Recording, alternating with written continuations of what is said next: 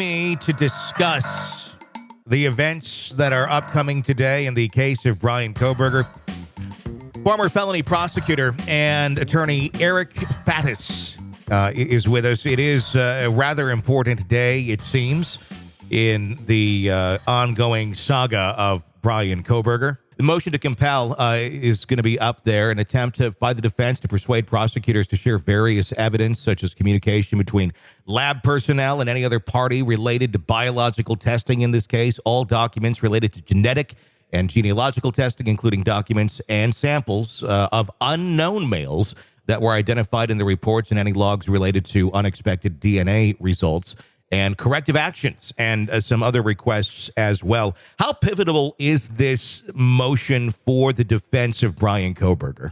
I think it's pretty darn important as far as I can tell at this stage.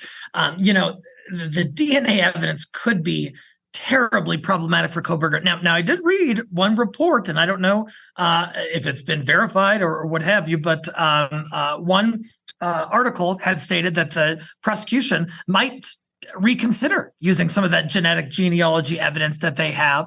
I think all of this is going to come down on Friday. We're going to know a lot more then. Mm-hmm. But that's really the strongest argument Kohlberger is going to have to fight this DNA evidence, is to try to prove that it was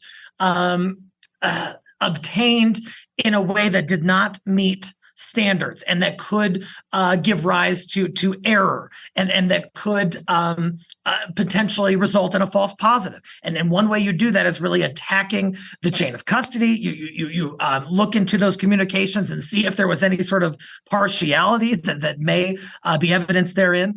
And so I think that this motion is pretty important for them if the prosecution does go forward with the genetic genealogic evidence. The faulty testing is really, I think, what they're going to try and point at, if there is anything that, like you said, any errors, any faultiness. But when it comes down to a false positive with DNA, it's easy to say that term, and if you don't know much about it, a lot of the general public will be like, oh, right, wrong, black, white. Of course, there could be some faultiness, but we're really talking about, to make an analogy, a combination of a lot of numbers that have to be in the exact correct order when matched up over and over again to be Brian Kohberger's. And if that does match, regardless of if it was somehow mishandled in a lab or moved this way or that way, it doesn't create a false positive, if you will.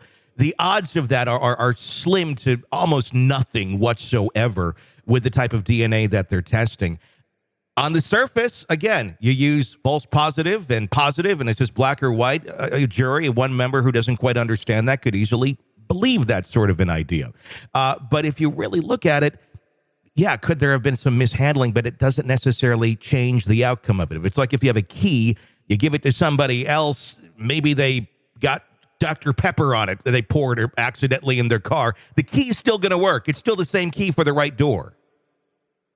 I totally hear what you're saying. But one thing to consider is, I'm wondering if Kohberger's defense is going to try to argue that this DNA was planted.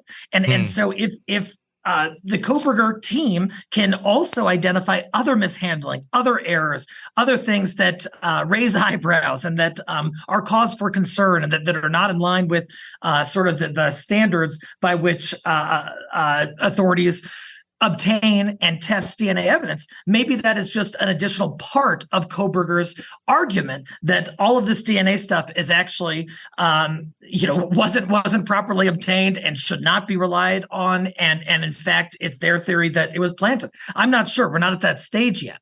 But I'm just wondering if they're going to try to use some of this alleged faultiness in the testing, if there was any, to support a larger theory that this DNA evidence was planted. Now, planted is one thing. That's different than the tests coming back and them looking at the chain of custody and how things were handled as maybe being off.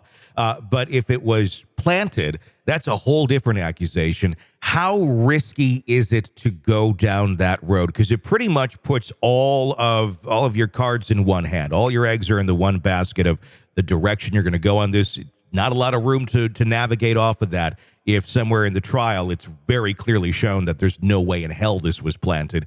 But to go down that road, is there a lot of risk involved to make such a claim? Oh, heck yes. Yeah, that's a super risky argument to take. And you better bring it if you're going to, put that in front of a jury as a defense attorney. You better be able to back it up.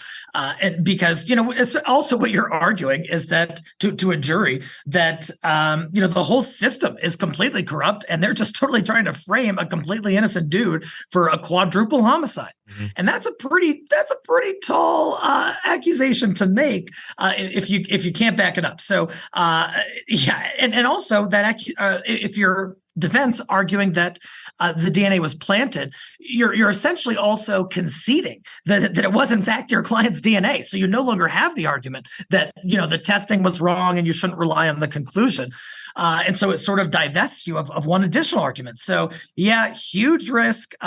Sometimes it pays off. You usually need a pretty darn savvy attorney to even be able to make that argument. But heck, we'll have to see how his team does. This is an examination of the hidden human condition. This is the Hidden Killers Podcast with Tony Brueski.